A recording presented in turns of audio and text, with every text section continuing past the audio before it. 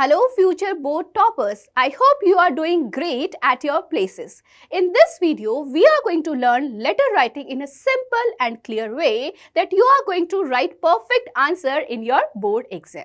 Yes my dear students, अगर हम बात करें आपके क्वेश्चन पेपर के राइटिंग सेक्शन की तो वहाँ पे 5 मार्क्स का एक क्वेश्चन पूछा जाता है लेटर राइटिंग के बेसिस पे। एंड अगर हम बात करें कि कौन से टाइप का लेटर आपसे पूछा जाता है सो आपसे पूछा जाता है formal letter. So first of all we are going to discuss जो फॉर्मल लेटर्स होते हैं वो कौन कौन से टाइप्स के होते हैं। So the very first is letter to editor, जहां पे आप क्या करते हैं, जो न्यूज़पेपर एडिटर है उसे किसी प्रॉब्लम को लेके, कंसर्न को लेकर लेटर लिखते हैं एंड आप चाहते हैं कि वो जो प्रॉब्लम है वो न्यूज़पेपर में हाईलाइट हो। सेकंड जो कैटेगरी होती है दैट इज कंप्लेंट लेटर, जहां पे आप किसी प्रोडक्ट से या सर्विस से सेटिस्फाइड नहीं है या कोई प्रॉब्लम फेस कर रहे हैं सो उसके अगेंस्ट आप लिखते हैं complaint letter. Next category is inquiry letter. Suppose आपको कोई कोर्स परस्यू करना है या आप ट्रैवलिंग के लिए जा रहे हैं और आपको चाहिए बेसिक डिटेल्स, सो उस बेसिक डिटेल्स को जानने के लिए आप लिखते हैं इंक्वायरी लेटर। एंड जो लास्ट कैटेगरी है that is order placing letter, जहां पे आप किसी कंपनी या इंस्टीट्यूशन के बिहाफ पे ऑर्डर प्लेस करने के लिए लेटर लिखते हैं। So I hope you are able to understand कि कौन कौन से एरिया है जहां से आपके क्वेश्चन बन सकते हैं। Now we are going to discuss next thing कि एग्जाम में जब आप आपके आंसर लिखते हैं तो जब इवेलुएटर आपकी कॉपी को चेक करते हैं सो वो कौन कौन से क्राइटेरिया होते हैं जिनके बेसिस पे आपको मार्क्स अवार्ड होते हैं। सो हम यहाँ पे इस चीज को भी डिटेल में डिस्कस करेंगे। सो the very first thing student, ये जो चीज है वो है आपका फॉर्मेट। अगर आपने फॉर्मेट जो है बिल्कुल ठीक लिखा है तो उसका आपको कितना मिलता है, 1 मार्क मिलता है। फॉर्मेट में क्या क्या इंक्लूड होगा, फॉर्मेट में आपका इंक्लूड होता है सेंडर्स एड्रेस, उसके बाद में आपकी date, receiver's address, salutation, subject, closing farewell. अगर आपने ये सब लिखा है तो आपको 1 मार्क मिलेगा। अगर आपने इसमें 1 या 2 जगह पे एरर कर दी है तो आपको हाफ मार्क जो है वो अवार्ड होता है। एंड अगर उससे ज़्यादा एरर हुई है तो आपका सीधा सीधा 1 मार्क यहाँ पे डिडक्ट हो जाता है। नेक्स्ट हम बात करते हैं कंटेंट की। जो आपका ओवरऑल कंटेंट होता है उसके लिए आपको अवार्ड होते हैं 2 मार्क्स, राइट। सो यहाँ पे क्या क्या चीज़ें हैं जो एग्जामिनर आपका देखेगा, सो की इशू एंड सजेशन, ठीक है, जो प्रॉब्लम है क्या आपने उसको अच्छे से डिफाइन किया है, क्या आपने कुछ सजेशंस जो है वो इंक्लूड किए हैं, कॉज एंड इंपॉर्टेंस, प्रॉब्लम का कॉज क्या है, या अगर आप किसी चीज़ की इंपॉर्टेंस को लेकर लिख रहे हैं तो क्या आपने वो पॉइंट्स इंक्लूड किए हैं, इम्प्लीकेशन की बात होती है एंड रिकमेंडेशन की बात होती है।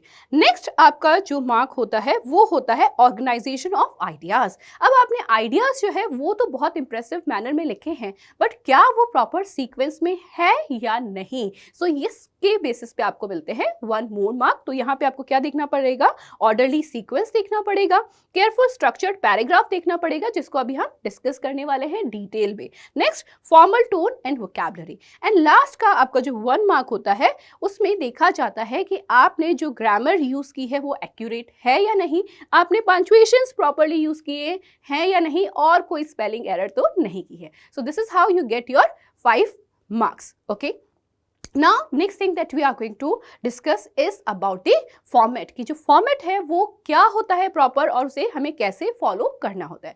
सो माय डियर स्टूडेंट, आप स्टार्ट करेंगे सेंडर्स एड्रेस से जिसे आप लेफ्ट हैंड साइड पे मेंशन करेंगे। जनरली क्या होता है, इसका हिंट आपको क्वेश्चन में गिवन होता है। अगर एग्जाम में क्वेश्चन में गिवन नहीं है तो आप एग्जामिनेशन हॉल भी यहाँ पर मेंशन कर सकते हैं, right. After that you are suppose to leave a line और उसके बाद आप क्या लिखेंगे, आप डेट लिखेंगे। अब जब आप डेट लिखते हैं आपको बहुत केयरफुल रहना है, आपको यहाँ पे जो डेट है वो लिखनी है एक्सटेंडेड फॉर्मेट में। एक्सटेंडेड फॉर्मेट का मीनिंग क्या है, यहाँ पे एक्सटेंडेड फॉर्मेट का मीनिंग है कि जो मंथ आप मेंशन कर रहे हैं you are suppose to write full spelling of that particular month. आप नंबर्स में नहीं लिखेंगे, आप इनकम्प्लीट स्पेलिंग नहीं लिखेंगे, राइट।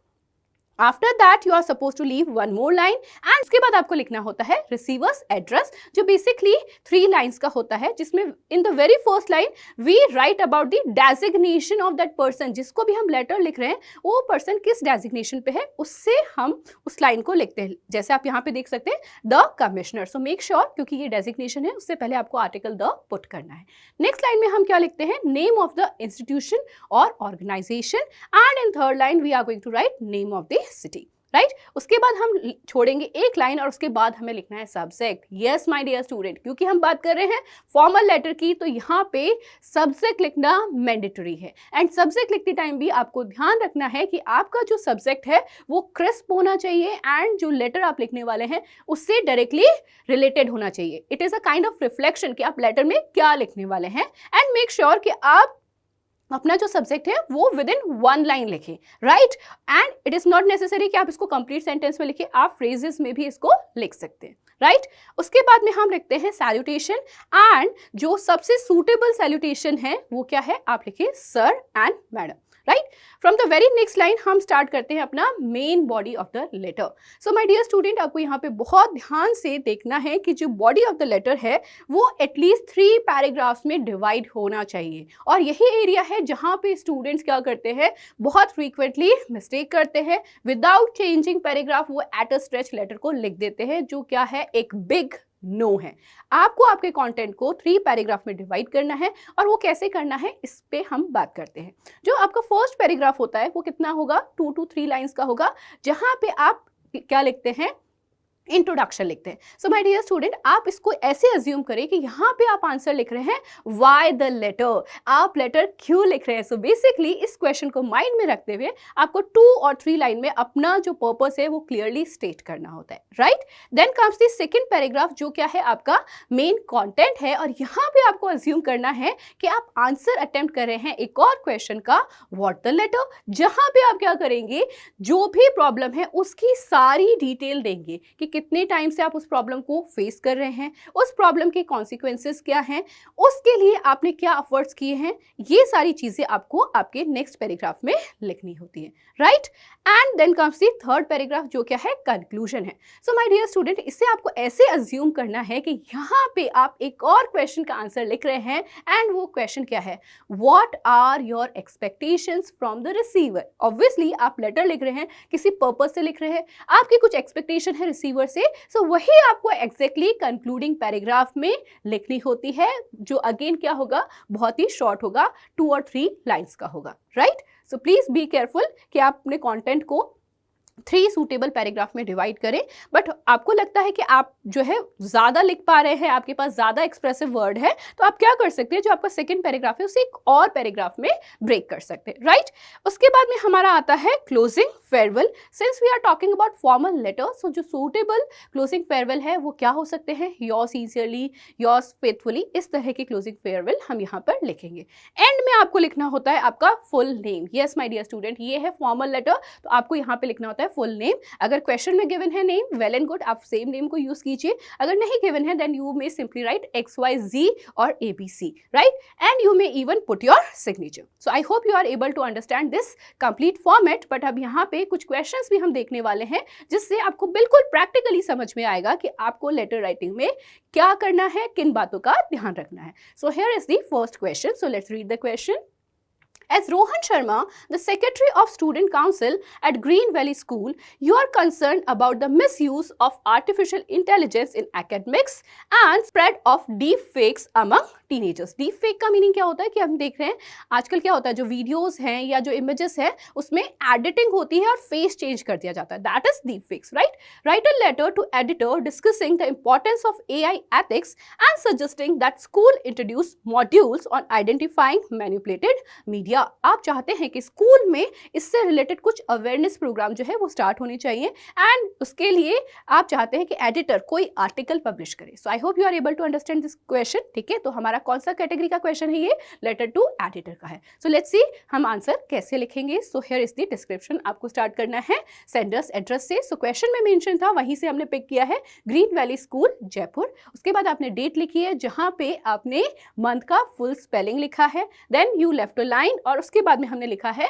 Receivers address. तो रिसीवर्स एड्रेस में हमने द एडिटर जो डेजिग्नेशन है उसको लिखा, then the Daily Times name of the newspaper, and in the third line we have written name of the city. उसके बाद हमने वापस से एक लाइन छोड़ी है एंड हमने सब्जेक्ट लिखा है need for AI ethics education in schools. तो आप देख सकते हैं कि जो सब्जेक्ट है बिल्कुल क्रिस्प है एंड टू द पॉइंट है जिसके बारे में ये लेटर है, राइट। चलो अब हम लिखते हैं सैल्यूटेशन, जो यहाँ पे हमने क्या लिखा है सर, और हमें अपना मेन बॉडी जो स्टार्ट करना है। सो आई होप यू रिमेंबर कि जब आप फर्स्ट पैराग्राफ लिख रहे हैं तो आप किस क्वेश्चन को आंसर कर रहे हैं, why the letter. Okay, so let's see. Through your esteemed newspaper, I wish to highlight the growing misuse of artificial intelligence among school students. While AI is a powerful learning tool, it's increasingly being used for unfair academic practices and creating deep fakes, which can harm reputations and spread misinformation. So letter to editor को start करने का एक proper तरीका होता है जो आपको यहाँ पर विजिबल है, ठीक है। सो आप क्या कर सकते हैं, बिफोर हैंड इसको लर्न भी कर सकते हैं, ठीक है, यहाँ तक। और उसके बाद में आपको क्या करना है, जो भी प्रॉब्लम क्वेश्चन में गिवन है उसको आपको मेंशन कर देना है, right. Now comes the next thing, many teenagers fail to understand the ethical and social consequences of such actions. Therefore, I strongly urge schools to introduce AI ethics modules that teach responsible use of technology and help students identify manipulated or fake media. This will promote digital awareness, critical thinking, and integrity. I hope the authorities will take necessary steps to address the issue. Okay, so I hope you are able to understand कि कैसे हमने content को properly divide किया है। And here comes the closing farewell. Yours sincerely, ठीक है। उसके बाद आपने signature put किया है, full name, and in bracket you have put the designation of yours, right? So I hope you are able to understand this completely. Now we are going to discuss one more letter, which is actually a complaint letter. Okay, so here. As Arjun Gupta, a freelance designer, your livelihood depends on a stable internet connection. However, your service provider, Fastnet Solutions, has provided unstable connectivity for the last 10 days. Write a letter to the customer service manager. Okay, so I hope you are able to understand this question. And as I have told you, it is a complaint letter. So let's see how we are going to write this letter. So here is the solution. Flat number 27, Lakeview Apartment, Kota, 6th February 2026. Okay, date in extended form. Then comes the receiver's address, the customer service manager, Fastnet Solutions, Kota. Then subject, complaint regarding unstable internet connectivity. And now you are beginning with your main body. So here is the salutation. Sir, I wish to lodge a formal complaint regarding the unstable internet service provided by Fastnet Solutions over the past 10 days. Okay, so in the very first paragraph, you have stated the main purpose of your letter writing. No roundabout way. Okay, next thing. As a freelance designer, my work depends entirely on a reliable internet connection for client communication and timely project submissions. Frequent disconnections and slow speeds have disrupted my workflow and caused professional inconvenience and financial loss. So you have given the detail that what are the consequences of the problem that you are facing, right? And here, what is your expectation from the receiver? I request you to kindly investigate the issue and resolve it at the earliest. If the problem persists, I may be forced to consider alternative service providers. I hope for your prompt action and support. Yours sincerely, Arjun Gupta. So I hope you are able to understand this letter as well. Okay, so now I am hopeful that you are going to get perfect score in letter writing. So keep practicing, keep shining. All the best, champions.